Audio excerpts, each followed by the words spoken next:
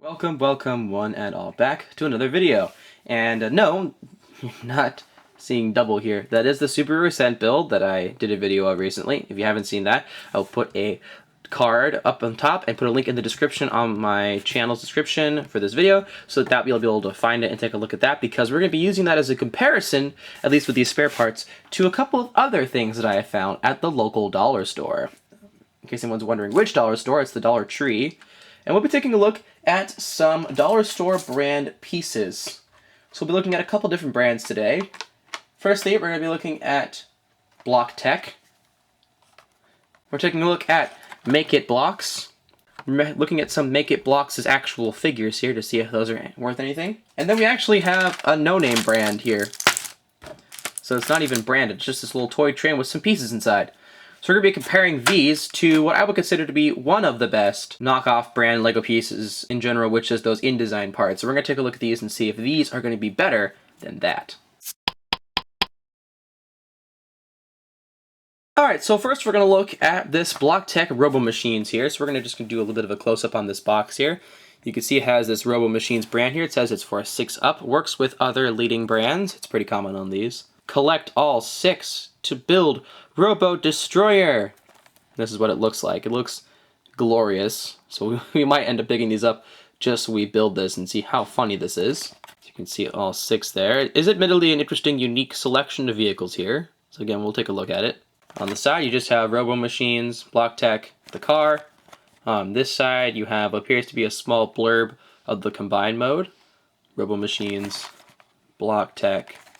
On this side, once again, Robo Machines, Block Tech, the car. The back, you just have all of the important legal information of where it comes from and blah, blah, blah, blah. We're not ripping anybody off, blah, blah, blah, blah. Don't sue us, blah, blah, blah, blah. Block Tech, Robo Machines. On the back of the box, you have some obligatory product shots. You have that collect all 6 little dynamic there that builds you that figure. Here's the car again, Robo Machines, Block Tech, more legal information, works with leading brands. More legal information down there.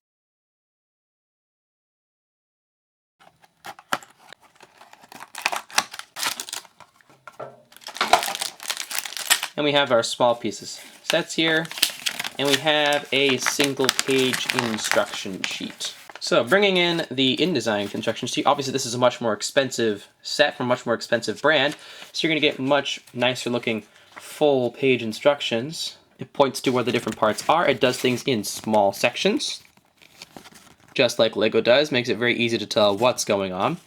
Flips things over so you can tell, shows you what parts you need for each step. I would say that this is suitable, so we're going to go ahead, I'm just going to speed through the build real quick on this.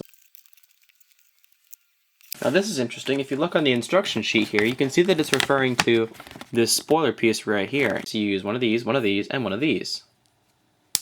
And just peg in like that. They've appeared to just use 2 of those pieces. They've used the wrong part to demonstrate how to build it. Now that I look at the instructions, they actually are completely whiting out all the pieces they don't want you to care about. Which is a trend I hate. So here we have this Robo Machines figure, doing a little bit of 360 here. You can see the ball joint where it connects. The spoiler on the back. It's got a very odd shape to it, almost as if it's trying to kind of be a robot here. It doesn't state that that's the intention if I look at the instructions, but the wheels all spin very freely. It rolls pretty well. The quality of the actual parts is very good, actually, I would say. It definitely feels cheaper than the InDesign parts, but it also feels more well managed than the other parts. This has some issues with sprue marks and with other parts like that. A little sprue mark right there. You can see a pretty annoying sprue mark right there. Just about there. But yeah, all the pieces seem to hold together pretty well. Everything seemed to be in pretty good shape. The only complaint I have with this, I'll take off these so you can see it, is this 2x6, they've printed legal instructions on it, which I think is hilarious. I believe it says Greenbrier International Incorporated, and there's a number on it. So I guess that tells us where these parts came from, but kind of weird that they imprinted information like that onto the 2x6, so it's a little bit odd. But yeah, clutch power is pretty consistent across all the pieces. It's not perfect. It's not quite as nice as LEGO, but it holds together pretty well. So this is a reasonable substitute, I would say. Just funny to say because it's from the Dollar Tree, but yeah, not bad. let's move on. So now that we've seen something from Block Tech, let's go ahead and take a look at Make It Block's City Patrol. Now these, unlike Block Tech, do sell figures with their sets. They have come in two forms. They come in this old single-piece driver seat position, which I think is pretty smart of them because it means they can build smaller scale vehicles. And then they also have these posable figures here, so we'll take a look at both and see if these figures will compare at all. And since we didn't get anything from InDesign in terms of figures, we'll take a look at comparison to Lego, and we'll see what we come up with here. These are from Creative Kids Far East Limited. Ah, there it is. Greenbrier International Incorporated. Yep, this is the same company. This one did it in a different way. First of all, it's smaller. That's probably because to compensate for causing the box here. So if you look in here, you can see that what they've actually done here is they just shadowed out the parts that they don't want you to focus on, which I like that much better than shading it in white. So they at least improved in that factor. They do have a parts list here, which they didn't have on the other one as well. So there appears to be a little bit more thought put into this. This is advertised as 4+, which is interesting. This build is quite interesting here. You see they actually have little sub-assemblies for each of the parts they've done, which is pretty nice, which is pretty cool. And there's actually a decent, there's little, snot plates and things going on in here. So they clearly put a little bit more room into the budget for making things more detailed. I mean, considering the size of this and a bit of a luxury here for $1, it's kind of nice. So now we've completed the car, and taking a look at it, I gotta say, this is a pretty fun looking car. Again, it rolls pretty well. These stick on a little bit tighter than the other blocks, and they're pretty consistent. They've got that Mega Bloks haze on them, so they're made of a little bit cheaper plastic, but they're pretty good, I would say. I'm pretty impressed by this. It's getting better and better each time. There's occasional little imperfections and some molding things like that from the injection molded sprue. But in general, it looks like there's less sprue marks on these. It looks like these are almost their higher quality brethren, which is kind of funny because they're the same price. And these are the ones that typically you find in much bigger sets. So you can go to places like the 99-cent store and things like that and find pretty large scale sets of these. I might pick up one of those just to see if the quality is translated into the larger sets. Here's a little figure here. You see he uses that singular molded sitting driver seat piece that Lego sets used to use once upon a time for not too long. The head is a little loose to my liking, but it does sit on there plenty sturdily enough, and it allows for plenty of rotation. Okay, managed to take them off. So you can see here that it's got this interesting shaped head, and it has this little rectangular hole that this plugs into. So it's just got this little circular octagonal hole at the top that just pegs in. I wonder if, just out of curiosity here. Okay, so it does fit the dimensions, but it looks kind of funny because of how it attaches. Also, that sticks on pretty good, but we'll see if the other heads in the other set attach the same way. So overall, I'd say I'm pretty impressed with the quality of this figure here and this little set. It obviously doesn't need to combine in any way, so it doesn't need to have any kind of shortcomings in that regard, but yeah, it's a pretty fun little guy. So let's go ahead and open up the figure pack and see what those are like. What's interesting about this is there's no instructions with this. These figures are already pre-made. Oh, they're doing a high five. That's cute. So taking a look at each of these figures here, first of all, I'm becoming more and more impressed with these the more that I get them. We have some markings here from the factory, if you can tell, some little blemishes here and there. Greenbrier International LLC. So it's kind of weird that they just mark random pieces.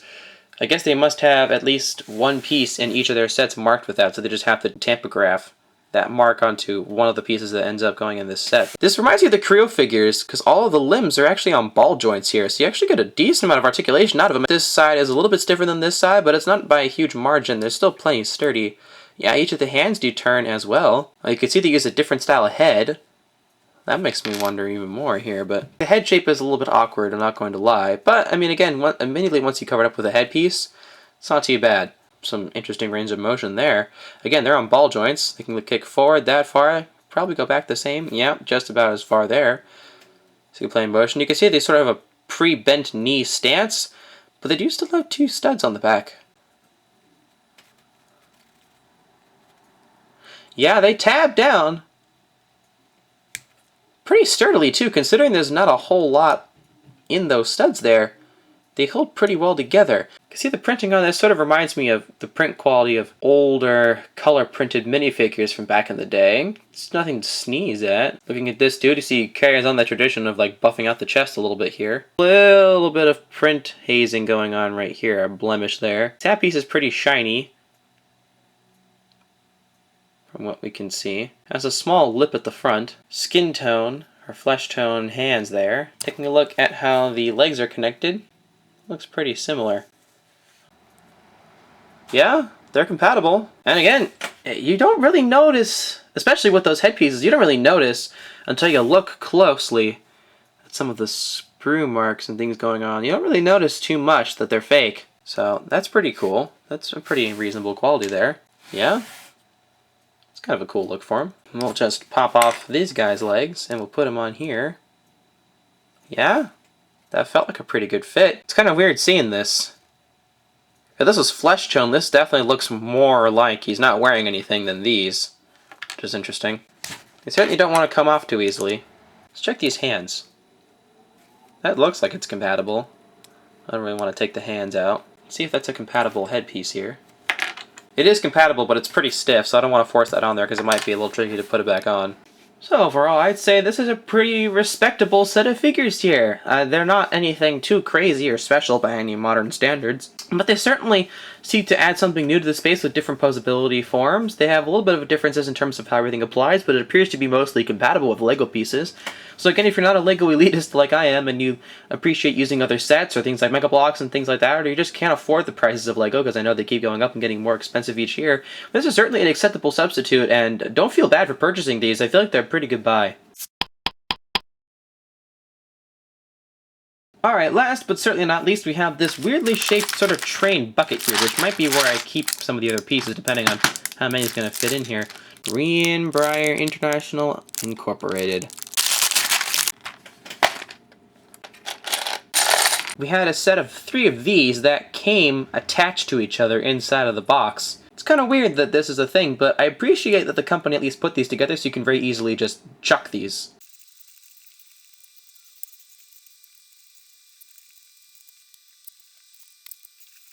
So we just got an interesting selection of pieces here. Starting over here, we have a few black 2x4s. They seem to have taken the approach where all the 2x4s you get are all going to be black, all the 2x3s are blue, in this case anyways. And we've got us a set of 1x4 plates here, quite a lot of them here.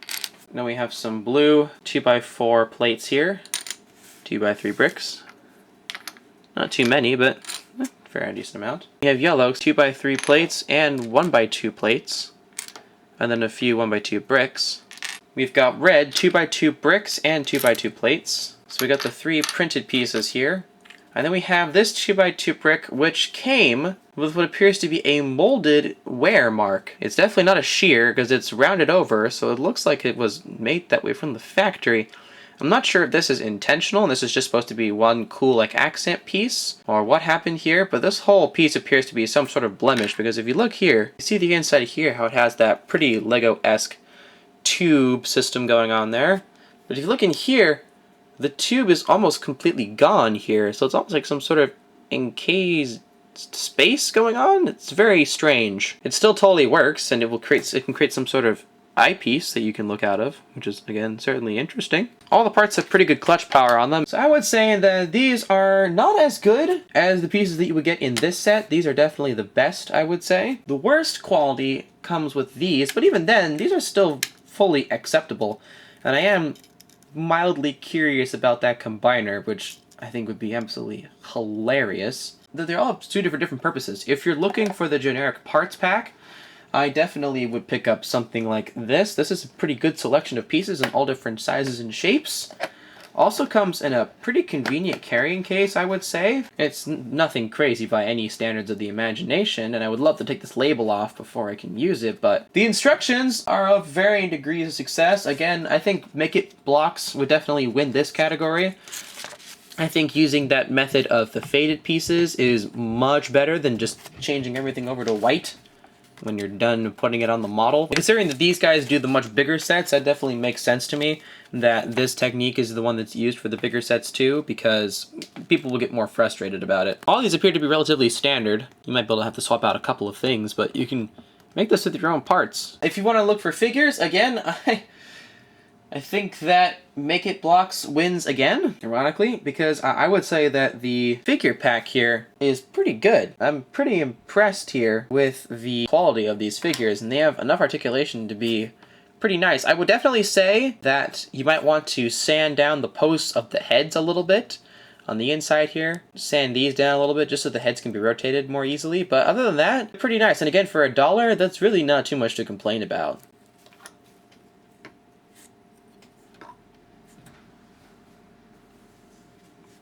So the overall conclusion, are these better than the InDesign pieces? I would say yes, but also no. If you're looking at them purely on a one-to-one scale, I would say the InDesign pieces are made of better plastic, but the quality control on these pieces appears to be better, which I think is kind of hilarious because I don't think these had really any quality control as opposed to these, because there's more room in the budget for them to do that, so it's pretty inexcusable. The people who made these know more of what they're doing than the people who made this, which I think makes a little bit more sense, because the people who made those are almost certainly the people who make the cars, and they should stick to doing that. In terms of the overall building experience, I would say that obviously if you're buying something from InDesign like this, which again, they don't do too many of these sets, and they're much more expensive sets, I would say that the instructions definitely leave some things to be desired, but in general, they feel more high quality, and they look more high quality than that of the other instructions, but I think most of it is just a gimmick, so even then I would say that these instructions aren't necessarily better, they're just more upscale. They feel more like actual LEGO instructions versus these, where on the surface these feel like pretty El Cheapo Creepo instructions here, but I mean if you look closely at all the details and how they've executed the instructions, they're pretty well thought out with all the different subsystems and sub-assemblies, and again, fading out the parts so you know what the actual colors are, which makes it much easier to tell what's going on, so I really do appreciate this much more than I appreciate InDesign's instructions, so I think they still win on that front. So I would say if you're looking for something that's as close to the feel of building with a LEGO set as possible, I would go with something like InDesign's pieces. It's going to feel much more upscale and more luxury, and much more like an actual LEGO building experience, and you'll pay for that. But if you want something that's practically much closer to LEGO in terms of the actual pieces, the instructions themselves, again, practically speaking, not from a visual standpoint, I would go with these pieces personally. They're much better, they're much cheaper, they're ironically better made, even though they're using cheaper plastic. I feel like they're also much better handled in terms of quality control, and any of the few issues that I've seen look like they're just more like enhanced features, and it's really hard to tell. The thing I would say that sort of blemishes the reputation of these pieces is that you sort of get these weird printed pieces that essentially just stamp the logo of the company on them right then and there, but then that would certainly be something that you could consider as interesting throwaway pieces. Or, and again, you could just tuck this up behind somewhere and you'd never see the logo ever again, so it's still totally usable. So, that concludes my review of the BlockTech and Make It Blocks, essentially the Greenbrier International labeled pieces here. And this is X saying thank you guys so much for watching, and until next time, goodbye.